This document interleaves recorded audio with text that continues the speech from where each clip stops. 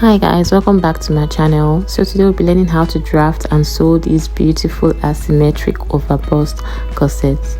Now use the bustier method to make it. You can make your neckline and waistline however you want. I just chose to do mine this way.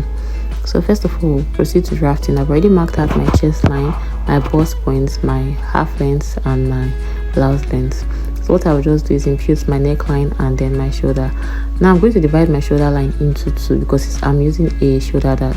Now I'm marking my nipple to nipple measurement from my bust point down to my blouse length. Now I've ruled that straight line.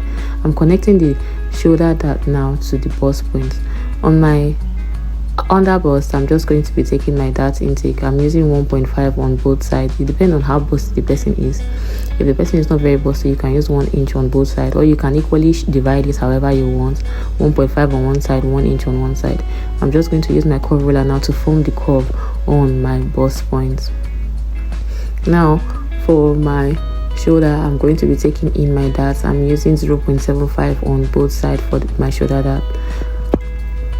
I'll be replacing the dart intake, but first of all I'm going to divide my bust measurement into 4, and then I'm going to impute whatever I have, and then I'm going to add any dart intake that was taken there before adding my seam allowance. I'll do the same thing for my under bust. Mark what I have, include my dart intake, then I'll include my seam allowance.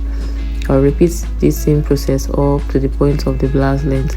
On the part of the blouse length, you use your lower waistline for it.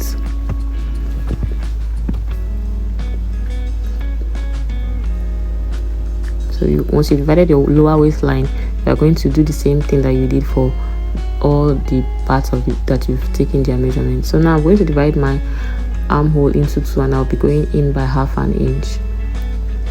I'll just connect it and stop there, and then I'll use my curve ruler.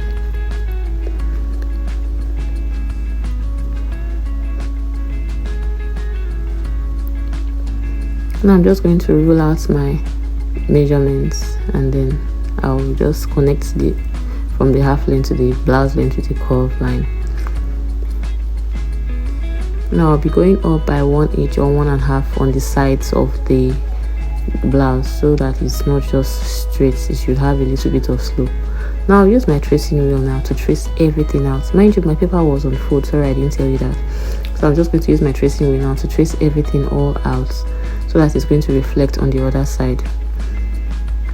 Because it's an asymmetric neckline, so we need to have the pattern opened, and even to close the darts for the shoulder, we just need to have the pattern open so we can draw the type of neckline that we want.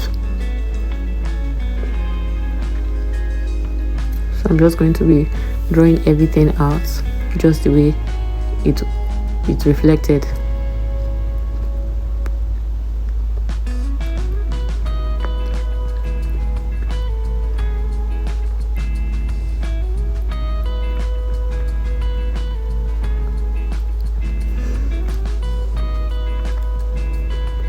So now that I've done this, I'm going to go up from my armhole line by 0.75 or half an inch.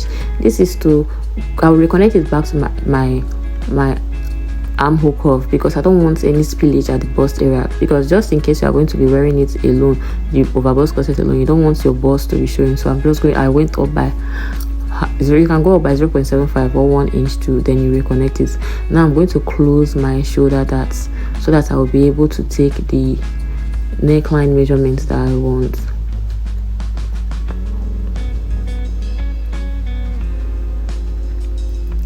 Now I did not bother to replace the shoulder measurements because of the style of neckline that I'm using. I did not bother to replace the shoulder darts. If you want to make a full dress that has the whole shoulder, you can replace the shoulder back, but for this one, no, I'm not replacing it. So I'm just going to be using my pencil now to determine the kind of neckline that I want. Then before I will go in with my marker, like I said, you can use any neckline of your choice.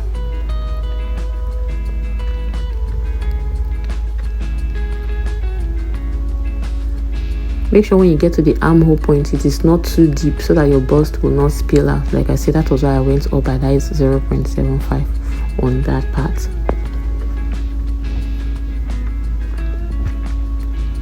You can make yours as curved or as high as you want. Now that I've gotten what I want, I will just open it up, and then I will go for the hemline, the hemline, and I will also draw out the kind of hemline that I want. If you want yours to be straight, you can leave it that way, but if you want yours to have like a stylish hemline, you can go ahead and draw whatever type of hemline you want. But first of all, you have to close the dart so that you have exactly what you've drawn when you cut it out. So on this part, I want it to be short. I want it to be 22 inches. So I'm just going to, I marked from my shoulder to that 22 inches, and then I'm just mapping out how I'm going to be drawing it. So on that part I've marked the 22 inches, so I'm just trying to trace out what I need on that part.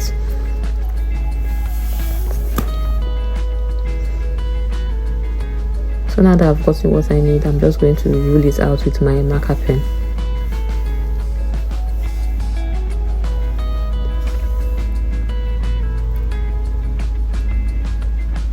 So now I'm done. I'm just going to make that curve just go up a little bit so it is not facing down sharp. So I'm just going to blend it in, then I confirm the length of the side.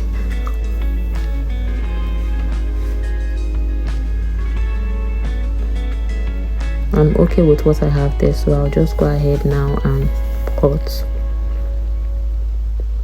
The longer side I used 24 inches, which is normal blouse length, but on the shorter side I used 20 inches. So you can use whatever you want, however long you want yours to be, or however short you want yours to be.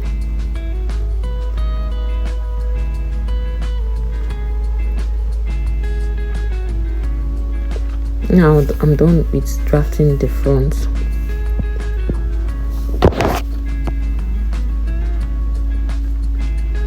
Now I'm going over to the back. On the back I'll just mark, I've already marked my shoulder line, my half length line, and my blouse line. I'm making a dartless dress here because I'm going to be boning it, so if you want yours to have a dart, go ahead and do it that way.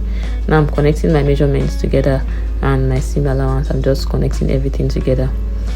Also, this pattern is also on fold. I also went up by the 0.75 I used for the front as well. Now I want the back to be a bit deep, so I'm just going to reconnect it to that part. Mind you, I forgot to go up from that initial length. I will connect it back later. So now I'm just going to go have an opening there. I'm using 1.5 for that opening because there's going to be a lacing bar. So I opened it up by 1.5. Now I'm going to just cut it out. Like I said, it is on fold. So now I have to reconnect it back because I just noticed that I skipped that place. I went lower. So now I'm going to open it up this way, and then I'll put it together. And now I'm going to do what I did for the front. Down that I took out my yoke, and then on one part I have 20 inches, and on the longer part I'm using the blouse in 24 inches. Now you can do your hemline however you want, like I said. So I'll just do the same thing that I did for the front, mark out what I want.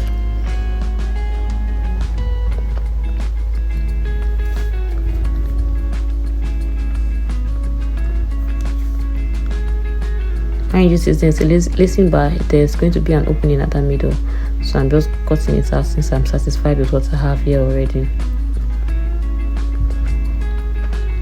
Now I'm trying to match up the sides of the front to the sides of the back. Now I've confirmed. Now I've gone ahead now on my fabric. I've gone ahead to gum my ST and pad it.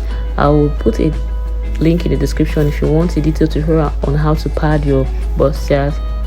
I have a separate video for that. Now I did it with the lining. The lining I just used the wording all through because I'm going to be boning it.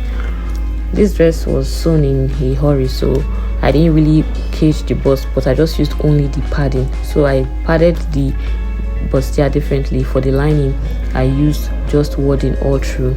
I'll put, like I said, I'll put a link in the description on how I do the detailed padding tutorial on how to pad your bustiers. For the back I just put one layer of ST for the main fabric, and then one layer of wording because I'm going to be for the lining, because I'm going to be boning the lining.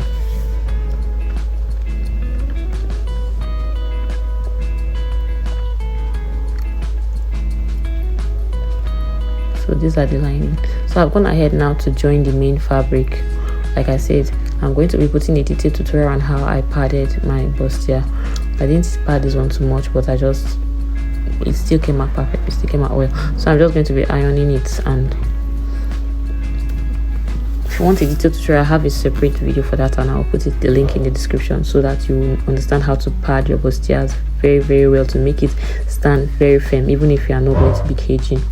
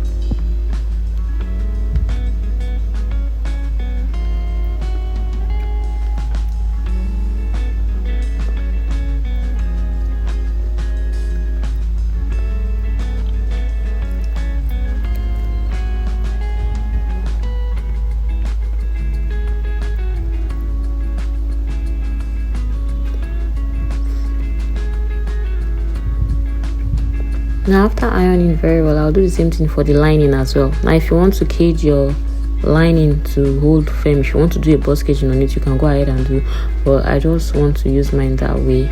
Like I said, I was in a hurry. I just made this dress in a hurry. So now for that part, the upper part that has this wave line, I'm going to be using a bone, like a medium-sized bone, to just run according to the curve that is there on the line. I'll show you what I mean. Now I'm just going to be sewing with a sewable boning. Now I'll just sew according to the line that is there. I'll leave half an inch for turning before sewing on it. That will just give it structure.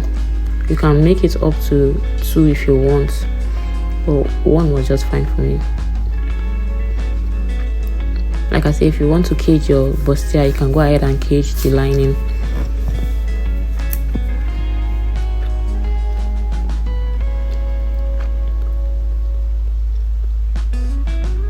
Now this is how I just sewed it all through to just give that part some form of structure so it doesn't fall flat.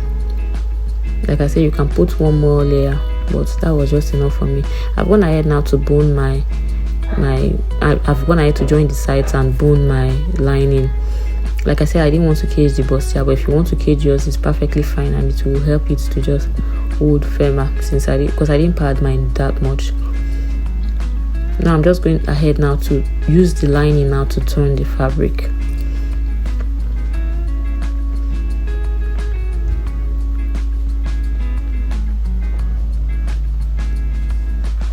Now that allowance that I gave before adding the boning, I'm just going to use it now to turn the fabric. That's why I said make sure that you give at least half an inch allowance on that upper part so that you will see somewhere to sew by the time you are turning your fabric with the lining.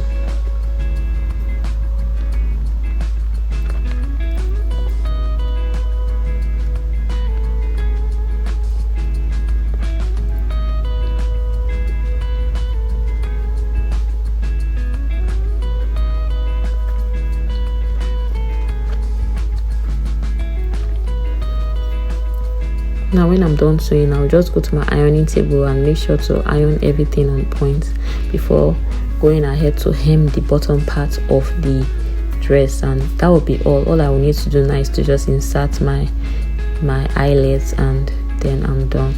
I'll just turn it over, flip it over, then I will go and iron it very well.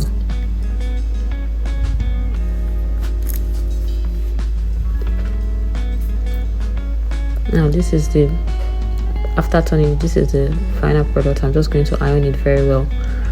I'll just iron it very well.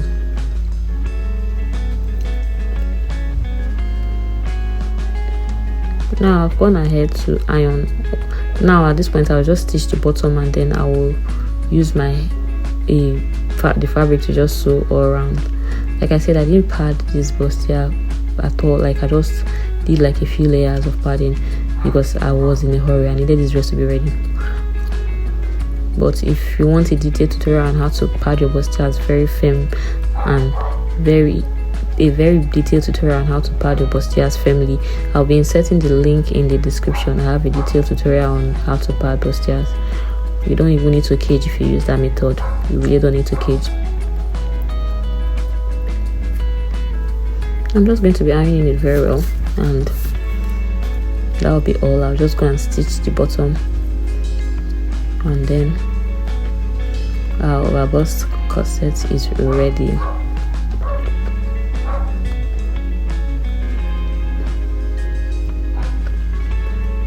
I have to iron it very well.